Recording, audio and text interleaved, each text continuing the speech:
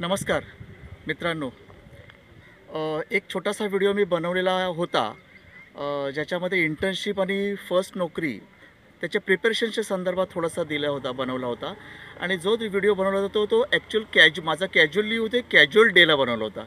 Casual डेला फॉर्मलच्या discussions मी करत होतो आणि माझे मित्र, अ, बरेचसे मित्रांनी मला त्याच्याबद्दल मार्गदर्शन दिलं, सहकार्य दिलेलं आहे, कॉमेंट्स केलेले आहेत, टेलिफोन करून समजवलेलं सुद्धा आहे की बाबा हे व्हिडिओज बनवताना अजून काय काय नेमके क्रायटेरियाज असू शकतात जेणेकरून व्हिडिओ हा इफेक्टिव्ह होऊ शकतो.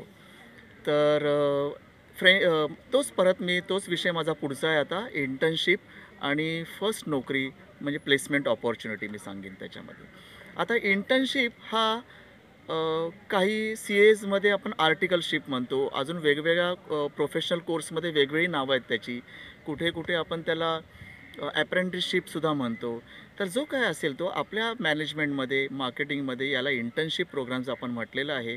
आणि इंटर्नशिप प्रोग्राम हा सिलेबसमध्येच आहे हे लक्षात घेणं गरजेचं आहे आपल्याला.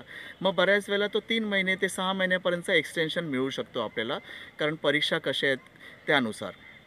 इंटर्नशिप प्रोग्राम हा प्रत्येक प्रोफेशनल कोर्ससाठी हा महत्त्वाचा आहे. आणि त्याच्यात मार्केटिंग म्हटल्यानंतर प्रामाणिकपणे मी सत्य सांगतो आहे की येस, त्याला फर्स्ट हँड इन्फॉर्मेशन मिळणं गरजेचं आहे. इंटर्नशिप प्रोग्राम कशासाठी आहे, त्याचा हेतू काय? तर हेतू एकच आहे की कॉर्पोरेट एक्सपोजर. हा बेसिक पहिला हेतू म्हणजे कॉर्पोरेट एक्सपोजर. विद्यार्थ्याला, अभ्यासकाला कॉर्पोरेट एक्सपोजर मिळणं गरजेचं आहे. झालं ॲकॅडमिक्समध्ये तो अभ्यास, पुस्तकं वाचतो आहे, एक्झिबिशन्स करतो आहे, अजून काही वर्कशॉप करतो आहे, आनंदाची गोष्ट आहे. पण याच्या पुढे त्याला आता कॉर्पोरेट एक्सपोजर मिळणं गरजेचं आहे. तर याच्यामध्ये होतं काय, इंटर्नशिपच्या काही कंपन्याज आपल्यापर्यंत येतात किंवा आपण तिथे जातो, इंटरव्ह्यूज देतो, क्रॅक करतो आणि आपण इंटर्नशिप प्रोग्राम सुरू करतो. इंटर्नशिप प्रोग्राम सुरू केल्यानंतर ॲज पर दी जॉब प्रोफाईल किंवा ॲज पर दी KRA याप्रमाणे आपण आपले काम सुरू करतो. रिपोर्टिंग मॅनेजर्स आपल्यासाठी कोणीतरी असतात आणि त्यानंतर त्याच्या मार्गदर्शनाने आपण जो आपला पिरियड असतो इंटर्नशिपचा, तो कंप्लीट पिरियड आपण कंप्लीट करतो. त्यानंतर आपण त्याच्यावर एक रिपोर्ट बनवतो. आपल्याला इंटर्नशिपचं लेटेस्ट सर्टिफिकेट मिळतं, तो आपण जोडतो आणि हे आपली एक छोटीशी अचिव्हमेंट होऊन जाते. तर इंटर्नशिपचं जेव्हा मी बोलतो आहे, तर एक लक्षात घ्यायचं आहे, बऱ्याच वेळेला तो आपल्या घरापासून दूर असणार आहे, त्याच्यामुळे ट्रॅव्हलिंग टाईम आपल्याला कन्सिडर करायचं आहे. सकाळी समजा 9चं रिपोर्टिंग असेल तर आपल्याला 8:45-9 वाजता तिथे हजर राहणं गरजेचं आहे, including your whatever travelling time is there. त्याच्यानंतर आपले त्या दिवसाची जे काही ॲक्टिव्हिटीज असतील ते ॲक्टिव्हिटीज पूर्ण झाल्यानंतरच बाहेर पडायचं आहे आपल्याला. आणि पूर्णपणे जेवढं मॅक्झिमम आपल्या सिनियर्सकडनं जेवढं काय अनुभव घेता येईल तो आपल्या गाठीशी बांधत जायचं आहे आपल्याला आपल्यासोबत. हा इंटर्नशिप फार महत्त्वाचा आहे. बऱ्याच वेळेला मला असं पण जाणवतं की इंटर्नशिप का पेड आहे की पेमेंट नाही आहे त्याच्यामध्ये, ह्याचा विचार करतात. याचा विचार करणं तेवढं योग्य नाही आहे. त्याचबरोबर मग पेमेंट आहे तर किती आहे, म्हणजे selection of the internship company हा कधीही पेमेंटवर असू शकत नाही आहे, नसायला पाहिजे तो.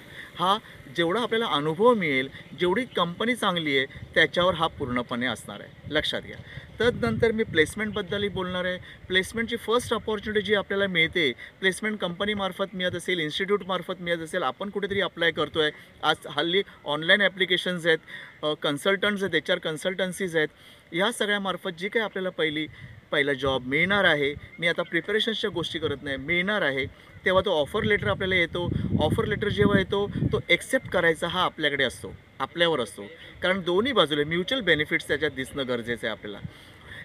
एक्सेप्टन्स कशावर अवलंबून आहे, आपण बऱ्याच वेळेला त्या अनुभवामध्ये नसतो. तर अनुभवामध्ये नसल्यामुळे होतं काय, आपण आपल्या पालकांना विचारतो, आपण आपल्या शिक्षकांना विचारतो, आपण आपल्या सिनियर्सला कोणाला विचारतो. त्याचबरोबर आपण इव्हन आपल्या आजूबाजूला किंवा नात्यात जे कोणी कॉर्पोरेट सक्सेसफुल झाले आहेत त्यांनासुद्धा आपण विचारतो आणि नंतर निर्णय घेतो. तर हा निर्णय घेताना एक क्रायटेरिया लक्षात घ्यायचा आहे, हा निर्णय कधीही पॅकेजवर असू शकत नाही. पॅकेज किती आहे याच्यावर निर्णय असू शकत नाही. It is not the only criteria. Package is not the only criteria.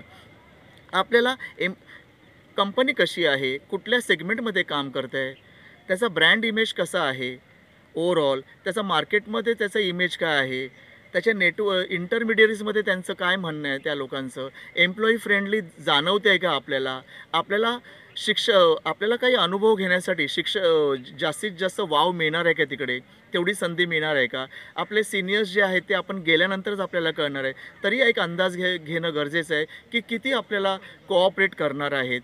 आपली इन शॉर्ट एम्प्लॉई फ्रेंडली आपण म्हटलं आहे आणि स्टॅबिलिटी म्हटलेली आपण किमान 2 वर्ष तरी आपला KRA आपण तिथे घेऊन आपण कार्य करू शकतो का, हे लक्षात घ्यायचं आहे.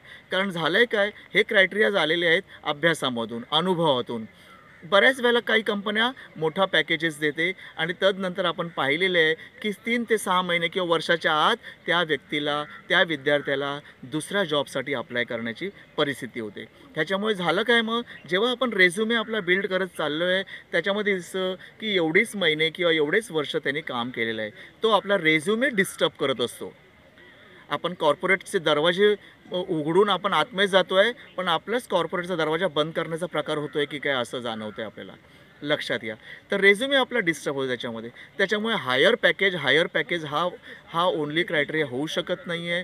कंपनी आपल्याला किती वाव मिळणार, एम्प्लॉई फ्रेंडली आहे का, आपल्याला अभ्यासाला आणि अनुभवाला वाव मिळणार आहे का, हाच त्याच्यातला महत्त्वाचा क्रायटेरिया असेल. हा सर्व विद्यार्थ्यांना आणि सर्व अभ्यासकांना माझी एक विनंती आहे त्याच्याबद्दल की कोणाच्या तरी सांगण्यावरून मोठंच पाहिजे पॅकेज असं एक धावपळ करू नका.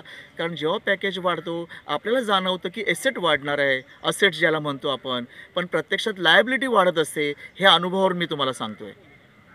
आपण एक काहीतरी सांगायला जातो आहे की या पॅकेज हल्ली काय झालेलं आहे, जे नोकऱ्यानंतर जे लग्न होत आहेत आजच्या तारखेला, जोडीदार आपण बघतो आहे, तोही पॅकेजची तुलना व्हायला लागलेली आता हल्लीच्या याच्यामध्ये. म्हणजे संपत्ती जो आहे ना, संपत्तीचं डेफिनेशन हल्ली वेगळं झालेलं आहे. संपत्ती म्हणजे आजच्या तारखेला पॅकेज काय आहे म्हणून. ती स्टॅबिलिटी, एम्प्लॉई फ्रेंडली, ग्रोथ, ॲप्रिशिएशन्स, ह्या सगळ्या गोष्टी फार महत्त्वाच्या आहेत, जेणेकरून सुखी समृद्धी आपल्याला कॉर्पोरेट लाईफ बॅलन्स आणि आपली कॉर्पोरेट लाईफ आणि आपली फॅमिली लाईफ जी आहे ती बॅलन्स व्हायला पाहिजे, व्यवस्थित जायला पाहिजे, आणि याला आपण सक्सेस म्हणणार आहोत. तर मित्रांनो, थँक्यू व्हेरी मच. माझे आजचे विचार मी तुम्हाला मांडलेले आहेत. असेच काही ना काही वेगवेगळ्या कॉन्सेप्टवर मी विचार मांडत जातील. माझे मित्र मला सजेस्ट करतात, मी व्हिडिओज बनवतो आहे, माझे मित्र मला सजेस्ट करतात हा व्हिडिओ असा असायला पाहिजे. आज मी उभ्याने व्हिडिओ बनवलेला आहे. त्याचबरोबर माझं एक शर्ट व्यवस्थित जाणवतं आहे. त्याची कारणं आहेत की बाबा जेव्हा मी कॅज्युअल्समध्ये होतो तर मला काही सजेशन्ससुद्धा आलेले आहेत, आणि all suggestions are welcomed in marketing, हे लक्षात घ्या. आपल्याला क्रॉस करायचं नाही. कुठलं एक चांगलं सजेशन काय घडवून जाईल, काय क्रिएटिव्हिटी निर्माण करेल, आपल्याला माहिती नसतं. Keep your eyes and ears open. Thank you very much. Best wishes to all.